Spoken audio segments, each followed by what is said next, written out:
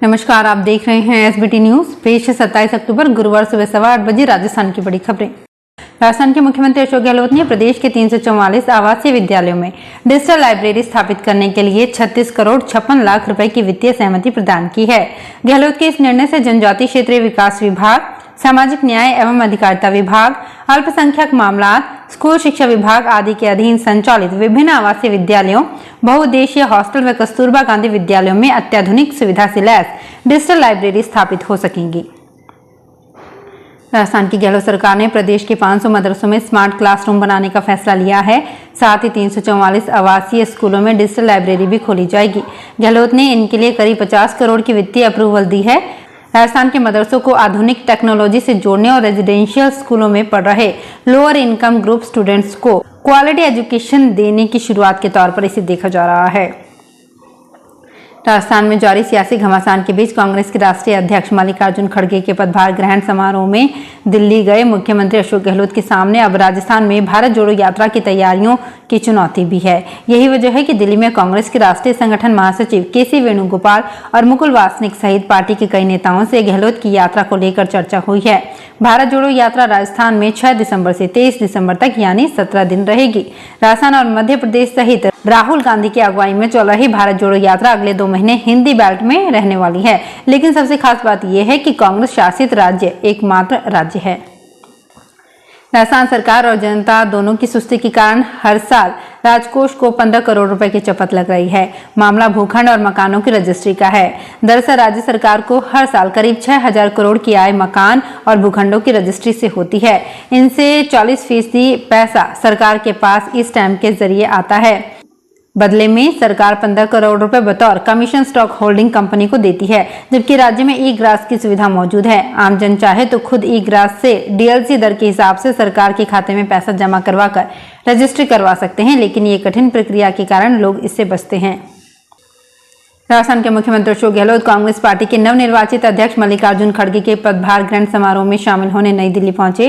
दिल्ली में मीडिया से बातचीत के दौरान सीएम गहलोत ने कहा, सोनिया गांधी के नेतृत्व और योगदान को कभी भुलाया नहीं जा सकता। उन्हीं के नेतृत्व में 2 बार यूपीए की सरकार बनी और 1 दर्जन से ज्यादा राज्यों में कांग्रेस पार्टी की सरकारें बनी हैं। 1998 में भी पार्टी के सामने इसी तरह की चुनौती थी जैसी आज है। उस वक्त देश भर के लाखों कार्यकर्ताओं ने सोनिया गांधी से पार्टी का नेतृत्व करने की प्रार्थना की थी और पार्टी कार्यकर्ता की भावना पर ही सोनिया गांधी ने राष्ट्रीय अध्यक्ष पद संभालने का फैसला लिया था। उस वक्त उनके सामने भाषा की भी बड़ी चुनौती थी, लेकिन इसके बावजूद उन्होंने पार्टी को एकजुट रखा और 22 साल तक लगातार कांग्रेस अध्यक्ष रहीं। राजस्थान के प्रसिद्ध खाटू श्याम जी मंदिर के पट कल 28 अक्टूबर को भी बंद रहेंगे। बाबा श्याम के तिलक की वजह से मंदिर के पट कल सुबह से ही नहीं खुलेंगे। शाम 5 बजे के बाद ही श्रद्धालु श्याम दर्शन कर सकेंगे। इस संबंध में श्याम मंदिर कमेटी ने एक पत्र जारी किया है। अध्यक्ष शंभू सिंह ने बताया कि अमावस्या के बाद बाबा श्याम के तिलक की परंपरा की वजह से शुक्रवार को मंदिर सुबह 4:30 बजे से शाम के 5 बजे तक बंद रहेगा। जोधपुर जिले में सोलर प्रोजेक्ट के लिए पेड़ काटने पर अब एक कंपनी को 2500 पेड़ लगाने होंगे। इसके अलावा 2 लाख रुपए का जुर्माना भी भरना होगा। दरअसल नेशनल ग्रीन ट्रिब्यूनल ने सोलर प्लांट लगाने के लिए पेड़ों को काटने के मामले में ये फैसला सुनाया है। एनजीटी ने जोधपुर जिले में एक private solar company AMP energy green 4 private limited पर यह जुर्माना लगाया है।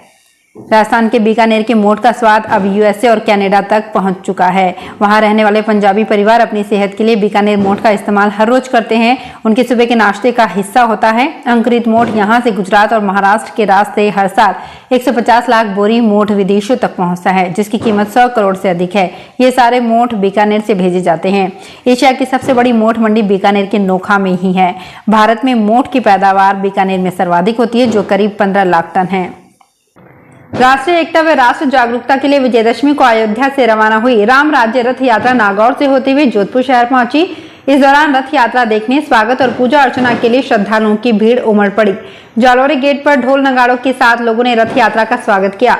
यहाँ विश्व हिंदू परिषद, बजरंग दल सहित राम भक्तों की ओर से स्वागत किया गया। राम मंदिर मॉडल रथ में राम, सीता व हनुमान विग्रह के साथ राम पादुका व राम ज्योति का पूजन किया गया। मल्लिकार्जुन खड़गे के कांग्रेस राष्ट्रीय अध्यक्ष बनने के साथ ही इस्तीफों का दौर शुरू हो गया है। राजस्थान के प्रभारी महासचिव अजय माकन ने इस्तीफा दे दिया है।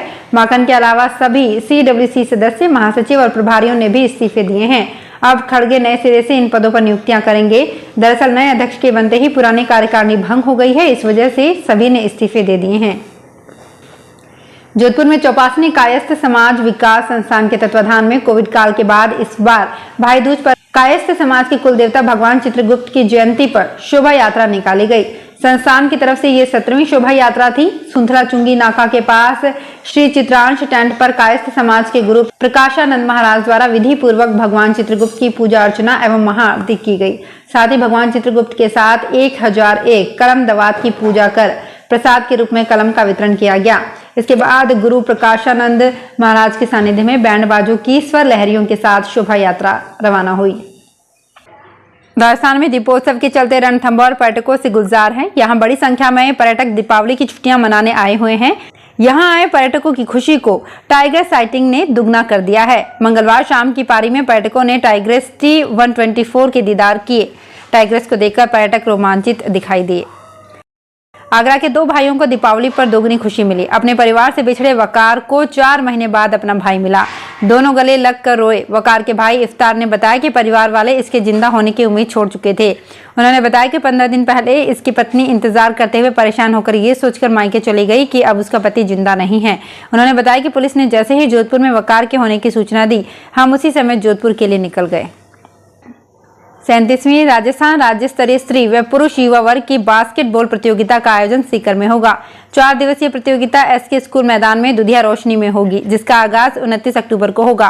प्रतियोगिता संरक्षक डॉक्टर बलवंत सिंह चिराना ने प्रेस वार्ता कर इसकी जानकारी दी। उन्होंने बताया कि प्रतियोगिता में देश भर के करीब 1000 खिलाड़ी भाग लेंगे, जिनके आवास व भोजन की व्यवस्था शामली रोड स्थित विद्या भारती शिक्षण संस्थान में की जाएगी। इस दौरान कोच राजवीर सिंह शेखावत भी मौजूद रहे। सुदूर बिहार की लोक संस्कृति से अजमेर भी सरोबार होगा। महिलाएं डाला छठ पर्व मनाएंगी। 4 दिवसीय पर्व के दौरान कई कार्यक्रमों का आयोजन किया जाएगा। कार्तिक शुक्ल पक्ष की चतुर्थी तिथि को डाला छठ पर्व की शुरुआत नहाय खाए पर्व से होगी। महिलाएं घरों की सफाई व स्नान करने के बाद चने की सब्जी, चावल, साग बनाएंगी। कार्तिक शुक्ल पंचमी को खरना होगा।